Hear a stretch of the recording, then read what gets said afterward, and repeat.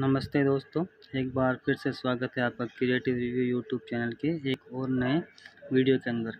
जैसा कि आपको पता है, हमारी सीरीज़ चल रही है जिसके अंदर हम कोरियर और लॉजिस्टिक डिपार्टमेंट के अंदर जो भी फ्रेंचाइजियाँ या कंपनी आती है उनके बारे में डिस्कस करते हैं। कौन सी रियल है, कौन सी फ्रॉड है, कौन सी फ्रेंचाइजी लेनी चाहिए, कौन सी नहीं लेनी चाहिए, इसी बारे में हम बात करते हैं। इसी कड़ी को आगे बढ़ाते हुए आज फिर एक नया वीडियो लेके आपके सामने हाजिर हैं। दोस्तों, इस चैनल पर जो सबसे पहले मैंने वीडियो बनाया था वो था यूकेबी लॉजिस्टिक के बारे में। उसके वीडियो पर काफ़ी कमेंट आए हैं कि उन्हें यूकेबी लॉजिस्टिक की पूरी जानकारी चाहिए, क्योंकि बहुत से लोगों ने फ्रेंचाइजी ली हुई और बहुत सारे लोग फ्रेंचाइजी लेना चाहते हैं।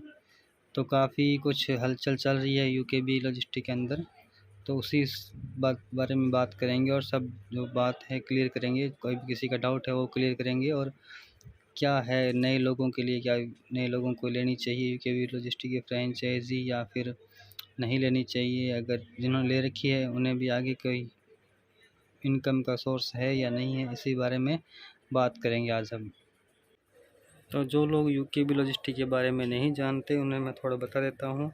यूकेबी लॉजिस्टिक जो कि एक उत्तराखंड बेस्ड कंपनी है, जिसकी स्थापना 17 नवंबर 2021 को की गई थी। यह एक 1% कंपनी है जिसके डायरेक्टर का नाम असलम सिद्दीकी राणा है। कंपनी ने यूकेबी लॉजिस्टिक की स्थापना मार्केट की अन्य कंपनियां जैसे एक्सप्रेस बीज डिलीवरी आदि को टक्कर देने के लिए की थी, जिसके लिए इन्होंने स्टार्टिंग के अंदर रूरल फ्रेंचाइजी के लिए 10,000 और अर्बन या शहरी फ्रेंचाइजी के लिए 25,000 रुपये सिक्योरिटी अमाउंट रखा था, जिसके अंदर इन्होंने कहा था कि एक डिलीवरी बॉय की सैलरी कंपनी प्रोवाइड करेगी, जो कि होगी 16,000 रुपये, जिसमें से 10,000 रुपये सैलरी के और 6,000 रुपये पेट्रोल के हर फ्रेंचाइजी को कंपनी देगी। और इनका था कि आने वाले 1-2 महीनों के अंदर इनका अमेजन, मीशो आदि कंपनियों से टाई अप हो जाएगा, जिससे कि इन कंपनियों के पार्सल फ्रेंचाइजियों को मिलेंगे और उनको डिलीवर करने पर इनको अलग से कमीशन दिया जाएगा। 16,000 सैलरी का लालच देके बहुत से लोगों ने कंपनी को ज्वाइन कर लिया। लोगों की बढ़ती रुचि को देखते हुए कंपनी ने फ्रेंचाइजी के प्राइस बढ़ा दिए, जिन्होंने अब रूरल के लिए 20,000 और अर्बन के लिए 50,000 रुपये फ्रेंचाइजी फ़ीस डिसाइड कर ली। और बाकी सिस्टम वही था, और जो लेने वाले थे उनसे यही बोला गया था कि आपको 1-2 महीनों के अंदर पार्सल मिल जाएंगे डिलीवरी के लिए।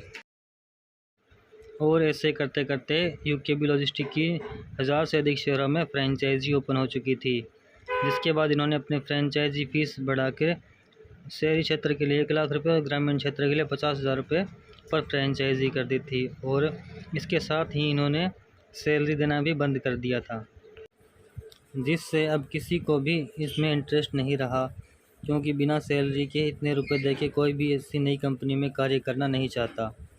तो यहाँ पर लोगों ने इसमें कोई इंटरेस्ट नहीं दिखाया और किसी ने भी नई फ्रेंचाइजी नहीं ली। और कंपनी ने मार्केट में उतरते वक्त जो वादे किए थे अपने फ्रेंचाइजी पार्टनर से, उससे उन्होंने एक भी वादा पूरा नहीं किया। ना तो कंपनी को कोई कॉमर्स के पार्सल मिले, और जो उन्होंने सैलरी देने का वादा एग्रीमेंट किया था वो भी इन्होंने बंद कर दिया, और उन एग्रीमेंट को उन्होंने कैंसिल कर दिया, जिस वजह से कि इनके जो फ्रेंचाइजी पार्टनर थे वो सब काफ़ी गुस्से में हैं।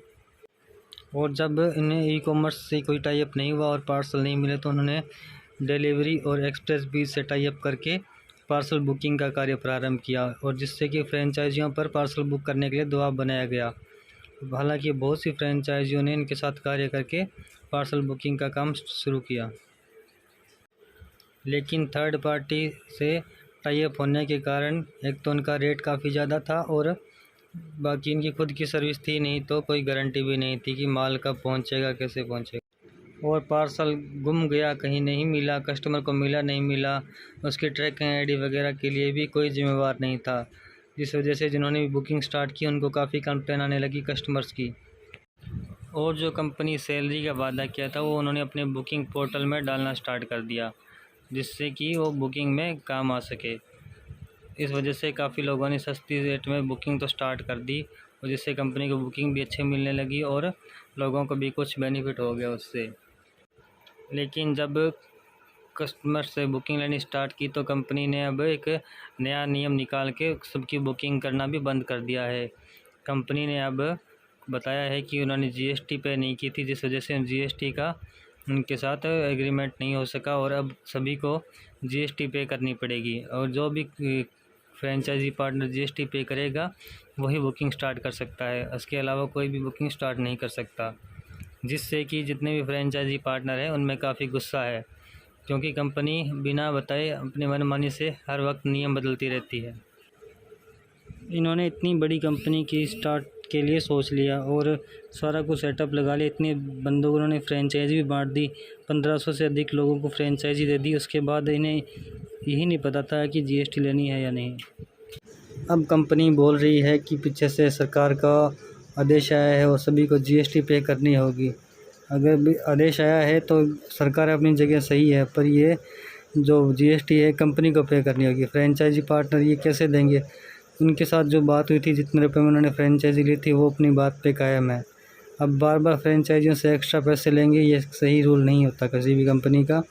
बाकी देखते हैं, अगर आप जुड़े हुए हो तो ये आपका पर्सनल डिसीजन रहेगा कि आप जीएसटी पे करते हो नहीं करते हो। हमारा काम सिर्फ आपको ये इन्फॉर्मेशन देना है कि क्या कुछ नया चल रहा है किसी भी लॉजिस्टिक कंपनी का। अगर हम वीडियो बनाते हैं तो जो कुछ नए लोग हैं जो जुड़ना चाहते हैं, वो भी उनको पता रहे कि कंपनी में किस टाइप से काम होता है, और जो जुड़ चुके हैं उन्हें तो पता ही होगा, तो वो अपना किस हिसाब से हैंडल करते हैं वो अपना देखें। बाकी लोगों में काफ़ी गुस्सा है कंपनी के, ये जो हर 10 दिन बाद नया नियम निकलता है, जिससे कि जहाँ पर फ्रेंचाइजी पार्टनर को बेनिफिट होना चाहिए उसके जिन्होंने लॉस ही लॉस हो रहा है। काफ़ी फ्रेंचाइजी पार्टनर ऐसे जिन्होंने अभी तक 1 रुपया भी इनकम नहीं की।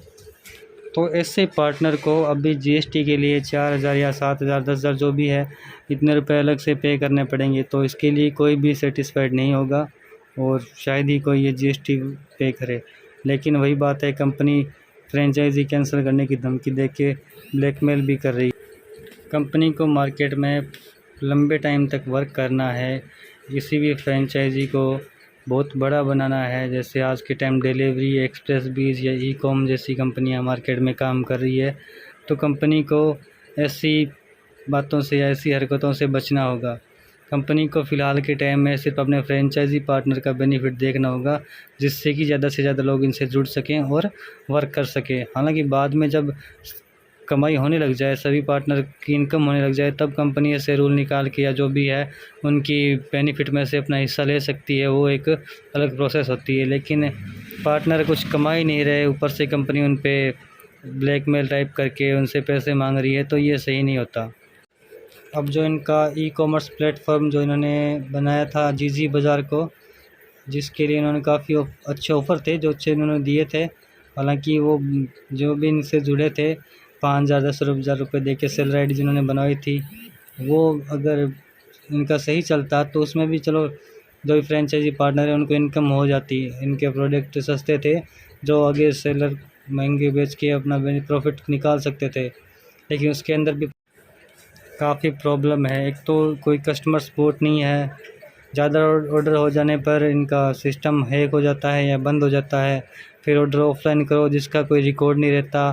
फिर पार्सल आने में जो 15 दिन का टाइम वैसे ही ऑलरेडी बहुत ज़्यादा होता है, फिर वो 1 महीने तक पहुंचते नहीं है। पहुंचने के बाद वो फिर हब में जाते हैं, हब से डिलीवरी पार्टनर या फ्रेंचाइजी पार्टनर तक पहुंचने में 1 से 1.5 महीने का वक्त लग जाता है। तो पहले पेमेंट करने के बाद इतना टाइम तक कोई भी वेट नहीं कर सकता आज के टाइम में। तो वहाँ पर भी फ्रेंचाइजी पार्टनरों को लॉस हो रहा है। 15 अगस्त के एक शानदार ऑफ़र में जिन्होंने भी बहुत सारी बुकिंग ले ली थी, उनके पार्सल अभी तक नहीं पहुंचे हैं, और जिन जिन लोगों से पैसे लेके ऑर्डर बुक किए गए थे वो अब फ्रेंचाइजी पार्टनर को भला बुरा कह रहे हैं, कंपनी भागी, ऐसा कुछ उनको सुनने को पड़ता है। काफ़ी फ्रेंचाइजी पार्टनरों ने तो अपनी जेब से पैसे वापस दिए हैं लोगों को। तो इस तरह का सिस्टम अगर चलेगा तो कंपनी ज़्यादा लंबे समय तक मार्केट में वर्क नहीं कर पाएगी। कंपनी का ई कॉमर्स से टाई अप नहीं हुआ, चलो वो एक अलग बात है, नई कंपनी है, इतना जल्दी कोई बिलीव नहीं करता। तो ई कॉमर्स वाले एक बार पार्सल नहीं दे रहे थे, उन्होंने ये अच्छा किया जीजी बाज़ार को बीच में डालकर, ताकि कुछ फ्रेंचाइजी पार्टनरों को बेनिफिट हो जाए। लेकिन इसके लिए भी इन्होंने पूरी सही तरीके से प्लानिंग नहीं की। पार्सल कैसे बुक करने हैं, कितने बुक हो गए, कोई इसका रिकॉर्ड नहीं है। अगर आपकी ऑनलाइन पेमेंट नहीं हो रही है तो आप ऑफलाइन पेमेंट कर दो, फिर उसके लिए आप बार बार स्क्रीनशॉट भेजो, कभी एक्सेल फाइल बना के भेजो। ऐसे में बहुत वक्त बर्बाद हो जाता है और बुक करने वाले और मंगवाने वाले दोनों इससे परेशान रहते हैं। तो कंपनी की मेरी तरफ से यही राय रहेगी कि वो अब एक अच्छा वेल ट्रेंड स्टाफ रखे जो इन सब चीज़ों को मैनेज कर सके, ताकि कोई अगर पार्सल बुक होता है तो वो 7 से 10 दिन के अंदर डिलीवर हो जाए। अगर ऐसा सिस्टम रहता है तो कंपनी जीजी बाज़ार से भी अच्छा प्रॉफिट कर लेगी, और जिन्होंने भी फ्रेंचाइजी ली है उन्हें भी कोई शिकायत नहीं रहेगी कंपनी से। वो भी डेली बेस पर पार्सल बुक करके अपना डेली बेस पर डिलीवर करके अपना मुनाफा अच्छी तरह से कमा पाएंगे, और उनका भी काम अच्छी तरह से चल जाएगा। और जहाँ तक बात है पार्सल बुकिंग की, तो वो तो इनका अभी तक कोई सेटअप, जब तक खुद की कंपनी का ट्रांसपोर्ट स्टार्ट नहीं होता तब तक वो सेटअप इनका सही तरीके से काम नहीं करेगा, क्योंकि थर्ड पार्टी ऐप से अगर बुक करते हैं तो इसमें रिस्पॉन्सिबिलिटी किसी की नहीं रहती, वो किसी को जवाब नहीं देते, हम कंपनी से जवाब नहीं ले सकते। तो ये एक लॉस करने वाला काम होगा, क्योंकि किसी किसी का काफ़ी महंगा आइटम होता है जो बुक किया होता है, और उसके लिए अगर वो गुम जाए खो जाए तो कंपनी अपनी तरफ से कोई जिम्मेवारी नहीं लेती। और आप तो लोगों जो से भी एक रिक्वेस्ट है वीडियो कि देखने वाले लोग जिसमें यूके लॉजिस्टिक्स से जुड़े हुए हैं जो फेक तो कंपनी अपना थी, उनके अनुभव बारे में शेयर कर वीडियो सकते बनाया हैं है। कमेंट में, और अब और कोई सुझाव हो तो वो दे सकते हैं, ताकि हम उन तक अपनी बात पहुंचा सकें। और जो भी नए लोग जुड़ना चाहते हैं यूके लॉजिस्टिक्स से, तो मैं तो आपसे पहले पूरी डिटेल निकालें कंपनी से, और शेयर हर चीज़ के बारे में बात करें। और हालांकि कंपनी का कहना अलग होता है, करना अलग होता है, ये एक अलग बात है, लेकिन फिर भी बड़ी सावधानी से देखिए अपनी अपने बारे में डिटेल्स सही से देख के ही ज्वाइन करें। बोलती है, उनसे पैसे मिल जाते हैं और हम जैसे लोग उसके अंदर इन्वेस्ट करके अपना पैसा गवा देते हैं। ऐसे लोगों से सावधान रहने के लिए मैंने ये चैनल बनाया है, तो आप थोड़ी हेल्प कीजिए मेरी भी, और चैनल को सब्सक्राइब ज़रूर कीजिए। Thank you.